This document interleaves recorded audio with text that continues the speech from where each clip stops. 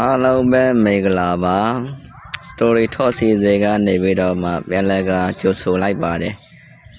ဒီကနေ့ story ထော့စီစဉ်မှာပြပြသွားမယ့်ပုံပြင်လေးရဲ့အမည်ကတော့လက်စာတရားရဲ့အရေးပါမှုလို့အမည်ပေးထားပါတယ်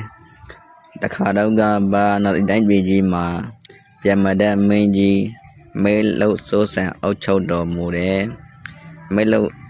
အုပ်ချုပ်စိုးစံတော်မူတဲ့အခါမှာလူရဲ့မင်းဥယျာဉ်ထဲမှာ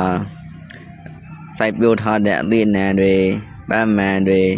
အမျိုးမျိုးကိုစူးစားတော်မူဖို့ရန်အတွက်ဒီမင်းဥယျာဉ်ထဲကိုကြွလာတော်မူတယ်အဲ့လိုကြွလာတဲ့အခါကျတော့ဒီဥယျာဉ်ထဲမှာလဲဒီလာမန်ပြည်သူအမျိုးသမီးလေးတစ်ယောက်အပြိုလေးနေမှာပေါ့အဲ့ဒါဟိုလောက်တယ်ပန်းခူးနေတာတွေ့ရတယ်ပန်းခူးတာရိုးမခူးဘူးလက်ချင်းလေးအကြော်ကြော်နဲ့ပန်းခူးနေစားတယ်ပေါ့အဲ့လိုလက်ချင်းအလံကိုကြားတဲ့အခါကျတော့ဒီမာမီကာလာအနာမီကာလာလင်းစီလာမရှိလားဆိုတာကိုဒီရှင်ဘီကစုံစမ်းလိုက်တယ်စုံစမ်းခိုင်းလိုက်တယ်မချင်းတွေကိုအဲ့ဒါမှာအပြိုဖြစ်မှန်းလိတဲ့ခါကျတော့ရှင်ဘီတို့ရဲ့ထုံးစံအတိုင်းတော်ကောင်းလိုက်ပါတယ်တော်ကောင်းပြီးတော့နန်းတွင်မှာမထားဘူးဘာလို့လဲဆိုတော့အဲ့ဒီမှာခိတ္တခဏအပြိုမရလို့မျိုးပေါင်းလေးဆက်ဆံလိုက်တယ်ပေါင်းလေးဆက်ဆံပြီးရှင်ဘီကရစ်စစ်တာနော်အဲ့လိုလုံပြီးတဲ့ခါကျတော့လက်စောတကွင်းပေးထားခဲ့တယ်တဲ့တတိလာဆွဲကန်သွားတယ်ကောင်းမလေးမှာတတိလာဆွဲကန်သွားပြီးတော့အဲ့လိုပြုတ်တဲ့ပြုတ်မှုအတွေ့ကိုလက်စောတကွင်းပေးထားခဲ့တယ်ပေးထားခဲ့ပြီးတော့ယောက်ျားလေးခွာခဲ့ရင်သူ့စီကိုလိုက်လာခဲ့ပါအမျိုးသမီးမိတ်ကလေးငွေခဲ့ရင်တော့ခွာမြင်ခဲ့ရင်တော့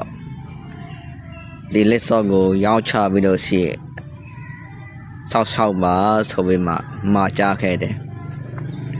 မှာကြားခဲ့တဲ့အတိုင်းပဲရှင်ဘီရဲ့အမိတ်ဆိုတော့လည်းပဲဒီအမျိုးသမီးကလောဆန်လို့မရဘူးလေဒီတိုင်းပဲနေရတာပဲလောသမားကိုကောင်းကောင်းခံရတာပဲအဲ့လိုခံပြီးတော့ခံရပြီးတော့သူအပြေမှာဒီတိုင်းပဲအလေငိုဝဲကြောင်ပြုတ်ပဲပဲဆင်းရဲစွာနဲ့ဒီပေါ်မပါကိုဝကြီးနဲ့အဲ့လိုနေရဲထိုင်ရဲနဲ့စကိုလာလွယ်ဆက်လာမြောက်တဲ့ခါကျတော့ကလေးမွေးတယ်ပေါ့ကလေးငွေတဲ့ခါကျတော့ယောက်ျားလေးငွေတဲ့ခါကျတော့စဉ်းစားတယ်ငါသွားစစ်ဘင်းထံကိုသွားရဖို့တော့ရှိတယ်ငါမှာဒါပေမဲ့မသွားသေးပါဘူးလေငါကိုစင်ဘီကဘာများပြောလိမ့်မလဲမနဲ့ပြောလိုက်ရင်ဘယ်လိုလုပ်မလဲစသဖြင့်ချိတ်ချင်ပြီးတော့မှနေရင်ထိုင်ရနေကလေးက4-5နှစ်အရွယ်ရောက်လာခဲ့ကလေး4-5နှစ်အရွယ်ရောက်လာတဲ့အခါကျတော့လက်စောလည်းမရသေးဘူးလေလက်စောလည်းရှိတယ်ဒီလက်စောနဲ့ပဲသွားဖို့ဆိုပြီးမှတွေးနေတဲ့အချိန်မှာပဲကလေးတွေရွယ်တူချင်းတွေကဒီကလေးကိုအဖေမဲ့သားသူ့အမေကလိုက်ကောင်မပေါ်ပဲနဲ့ဒီကလေးကိုငွေထားတာစလိဖြစ်စကြတယ်နောက်ကြတယ်ပြောင်ကြတယ်ပေါ့အဲ့လိုဖြစ်တဲ့အခါကျတော့ကလေးလေးကမေးတယ်အမေကျွန်တော်ရဲ့အဖေကဘာလို့လဲလို့မေးတဲ့အခါကျတော့ဘာနာဒီအစေပြမတဲ့မကြီးဖြစ်ကြောင်းကိုပြောပြတယ်ပြောပြတဲ့အခါကျတော့ဒါဆိုရင်အဖေစီကိုသွားကြရအောင်လို့ခလေးကပူစားတဲ့ခါကျတော့သွားရတယ်ဟိုရောက်တဲ့ခါကျတော့စင်မကြီးရဲ့ခလေးဖေကြောင်းပြောပြတဲ့ခါကျတော့လက်မခံဘူးဆေးရန်ပြီးတော့အတင်းညင်းနေခဲ့တယ်အဲ့ဒါနဲ့လက်စောထုတ်ပြတယ်လက်စောထုတ်ပြတဲ့ခါကျတော့လက်စောထုတ်ပြလဲပဲလက်မခံဘူးဆေးရန်ပြီးတော့ညင်းနေခဲ့တယ်အဲ့ဒီအခါမှာမိဖုရားကသူ့မှာတက်လေပြစရာဆိုတာလက်စာတရားပဲစီးတော့တယ်ဆိုပြီးတော့ခလေးကို ကောက်ကင်ပြီးတော့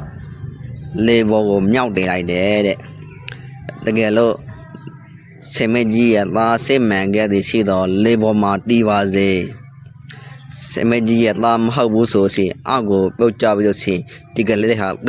အသေးဆိုးနဲ့လေးပါစေဆိုပြီးလို့စီဆူတောင်းလိုက်တယ်ဆူတောင်းပြီးလို့စီမှဒီလေပေါ်ကိုမြောက်တင်လိုက်တယ်ပေါ့မြောက်တင်လိုက်တဲ့အခါကျတော့အဲ့ဒီမှာလေပေါ်မှာ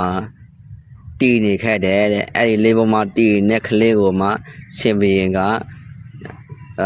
တော့ဖမ်းပြီးတော့မှချိပြီးတော့မှ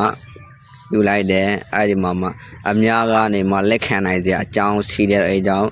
သူဟာဘလို့မှငြင်းလို့မရဘူးဒါဟာသူရဲ့ကလေးဖြစ်ကြောင်းကိုလည်းပဲအသိမှတ်ပြုရတယ်အရွယ်ရောက်တဲ့အခါကျရင်ထိနှံကိုစိုးစံစေဖို့မိကောင်းမိမြက်လဲပြီးလာပေတဲ့ဒီလေပေါ်မှာတော့တီးနိုင်တဲ့ဘုဒ္ဓကိုရှိတဲ့ကလေးတယောက်ဖြစ်လေကနေဆင်မကြီးဟာအကယ်၍များလက်မခံခဲ့ရင်ဆင်မကြီးဟာဒီရဲ့အပြည့်ကိုအကျွေးကိုခံရဖို့ရှိတယ်ဆိုတော့ကြောက်လန့်တကြားနဲ့ဒီကလေးကိုသူ့သားအဖြစ်နဲ့လက်ခံပေးပြီးတော့မှဆက်စင်းနဲ့လော်မြောက်တဲ့အခါမှာဘယ်လေးလော်ပေးရတယ်ဆိုတော့ဇလန်လေးပေါ့နော်အဲ့ဒါကိုပြပြလို့တာပါဒီမှာဒီပုံဒီမှာပြပြမယ်ဆိုရင်သစ္စာတရားဟာတကယ်အရေးကြီးတဲ့အခါကျရင်တကယ်အသုံးဝင်တယ်ဆိုတဲ့အကြောင်းဒီသစ္စာတရားကိုမမကကန်အသုံးချခြင်းတဲ့ဗုဒ္ဓဘာသာဝင်တော်စင်တွေအနေနဲ့ဘယ်လိုလုပ်ရမလဲဆိုတဲ့မိကောလေးတစ်ခုရှိပါတယ်သစ္စာတရားဟာဘယ်မှာတည်လဲဆိုရင်နှုတ်မှာဝစီကံမှာတည်တာဖြစ်တယ်ကိုနှုတ်ကပြောတဲ့စကားဟာမှန်ကန်တယ်ဆိုရင်သစ္စာစကားဖြစ်တယ်အဲ့လိုသစ္စာစကားတည်နိုင်ဖို့ရတဲ့ခုခေတ်မှာတော့တချို့ဒီလော်ကီလန်စေတွေမှာကျင့်သုံးတဲ့ပုံစံတစ်ခုပြပြမယ်ဆိုရင်ဒီလက်စာတရားကိုဒီတန်းခိုင်မြဲနိုင်အောင်ကျင့်ဆောင်တဲ့နေရာမှာမူလာဝါဒဝိတုနာဝါစာဒီလိုမျိုးဖလောက်လာဝါစာကမ္ဘာလာဝါစာဒီလိုမျိုးဝစီဒုစရိုက်လေးပါးကိုဆောင်ကြည့်ပြီးတော့ခုနှစ်ရက်လို့ခုနှစ်လတို့ဒီလိုမျိုးလောက်ဝမလောကျူပဲနဲ့ဆောင်းတည်ပြီးတော့မှလက်စာတရားကိုပြုလို့အဖြစ်ဒီလက်စာစကားဟာ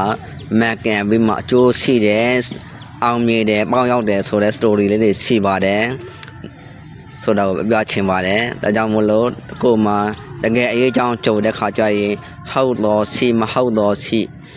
ဟုတ်ရင်လည်းပဲဟုတ်တဲ့အတိုင်းမဟုတ်ရင်လည်းမဟုတ်တဲ့အတိုင်းပြောဆိုခြင်းအဖြစ်ဒီရဲ့လက်စာတရားဟာတကယ်ကိုတည်တက်ခိုင်မြဲပြီးတော့မှ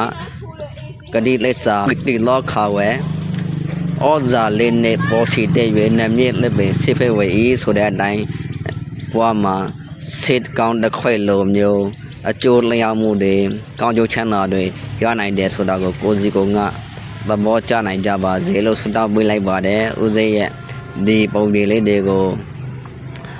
နဲ့သဘောကျတယ်ဆိုရင် follow လေးလုပ်ပေးကြပါလို့တောင်းပန်လိုက်ပါတယ်ခင်ဗျာအားလုံးကိုကျေးဇူးတင်ပါတယ်